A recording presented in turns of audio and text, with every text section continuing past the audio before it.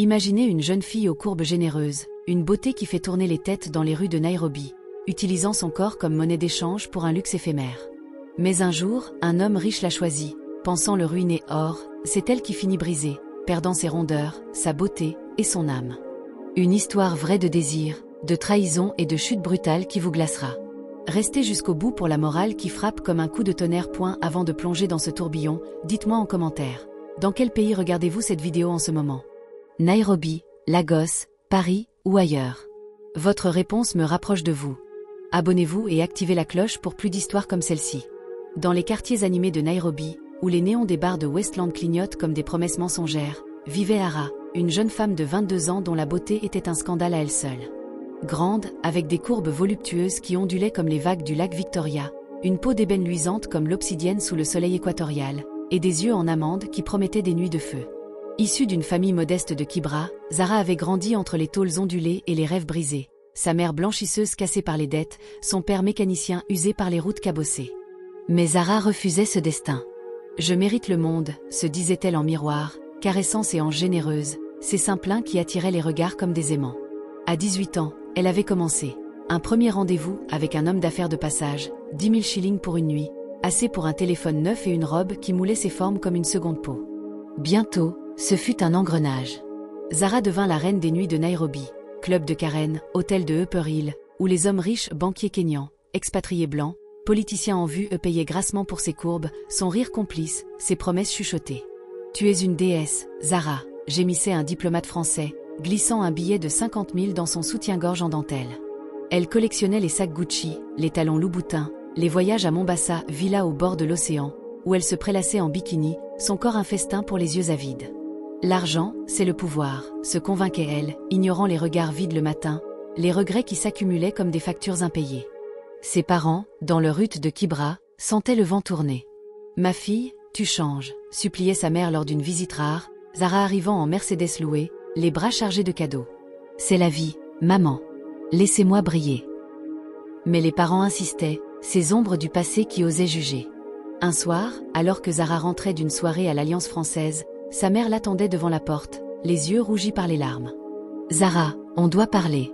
Ces hommes, cet argent, ça te ronge.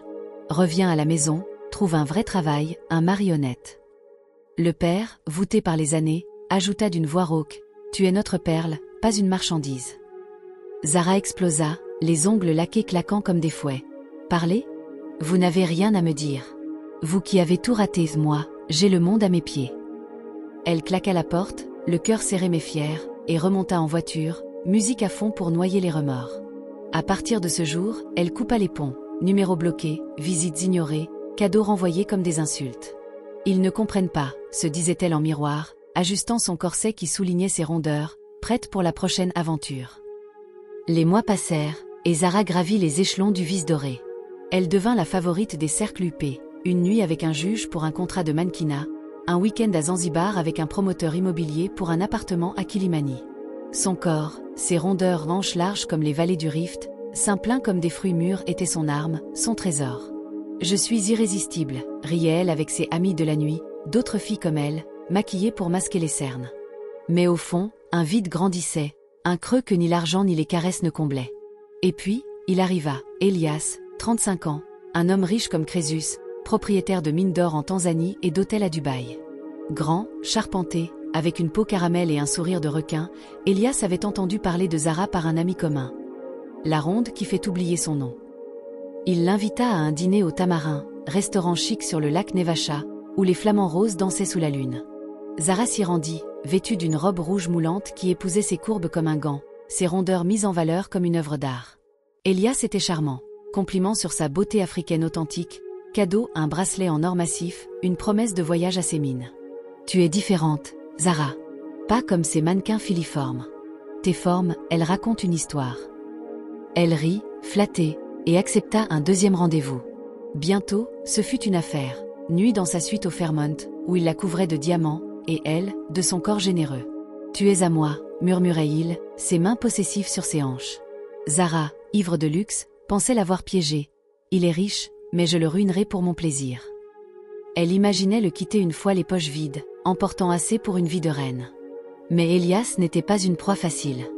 Il la voulait entièrement, corps, âme, rondeur. Il l'emmena à Dar es Salaam, dans sa villa au bord de l'océan Indien, où les serviteurs la traitaient comme une reine. Les nuits étaient torrides, il explorait ses courbes avec une faim vorace, la couvrant de baisers comme un conquérant. « Tes formes sont mon addiction », grognait-il. Zara, au début, savourait le pouvoir, elle dictait les règles, choisissait les cadeaux. Mais peu à peu, Elias changea. Les dîners devinrent des interrogatoires. « Où étais-tu hier ? Avec qui ?» Les cadeaux se transformèrent en chaînes. Un collier qu'il serrait trop fort, un bracelet qui pinçait la peau. « Tu es mienne, Zara. Personne d'autre ne touchera ces rondeurs. » Elle rit, au début, mais le rire sonnait faux. Le basculement vint lors d'un voyage à Zanzibar, sur une plage de sable blanc bordée de palmiers. Elias, ivre de rhum épicé, la surprit en train de flirter avec un barman local. « Traîtresse. Tu crois me ruiner ? C'est moi qui te briserai, » hurla-t-il, la traînant dans la villa par les cheveux. Ce fut le début de l'enfer. Il la priva de nourriture, pour te faire maigrir, te rendre moins tentante pour les autres, la forçant à des régimes draconiens, des pilules amincissantes volées sur le marché noir. Les nuits devinrent des punitions. Il la prenait avec violence, ses mains laissant des marques sur ses hanches autrefois adorées. « Regarde-toi, Zara. Tes rondeurs étaient mon poison, maintenant, je t'en purge. » Elle pleurait, suppliait, mais il riait. « Tu voulais de l'argent ? Tu auras ma vengeance. » Les mois passèrent comme un cauchemar éveillé. Zara, autrefois fière de ses courbes, vit son corps changer. Les hanches s'affinèrent, les seins se ratatinèrent, sa peau perdit son éclat, devenant terne comme de la terre desséchée. Les miroirs devinrent ses ennemis, une silhouette maigre, des yeux creux, une beauté fanée comme une fleur sous le harmattan. Elle tenta de s'enfuir une fois, à l'aéroport de Mombasa, mais Elias la rattrapa, la battant jusqu'au sang. « Tu pars ? Sans moi, tu n'es rien, une rondeuse vide. » Ses parents, qu'elle avait ignorés si longtemps, apprirent par un appel désespéré. « Papa, maman, aidez-moi. » Mais le mal était fait. Ils arrivèrent, brisés, et confrontèrent Elias au tribunal de Nairobi. « C'est de l'amour passionné, plaidatait-il, mais les preuves parlaient, bleu, facture médicale, témoignage de serviteurs terrifiés. » Condamné pour violence conjugale et séquestration, Elias fut jeté en prison, son empire fissuré. Zara, libérée mais brisée, rentra à Kibra, un fantôme de son ancienne gloire. Ses rondeurs perdues, sa beauté évanouie, elle trouva refuge dans les bras de sa mère, qui pleura. « Ma fille, l'argent n'achète pas le bonheur, il achète des chaînes. » Zara, 25 ans maintenant, se reconstruit lentement. Thérapie avec une guérisseuse Masaï, couture pour les femmes battues, un collier de cori comme talisman. « J'ai vendu mon corps pour des illusions, confie-t-elle aujourd'hui, mais j'ai retrouvé mon âme dans la douleur. » Cette histoire nous rappelle, la beauté est un don, pas une arme. Vendez-la trop cher, et elle vous coûtera tout. Dites-moi en commentaire, auriez-vous vu venir la chute ? Abonnez-vous pour plus d'histoires vraies qui secouent l'Afrique. Partagez pour sauver une sœur.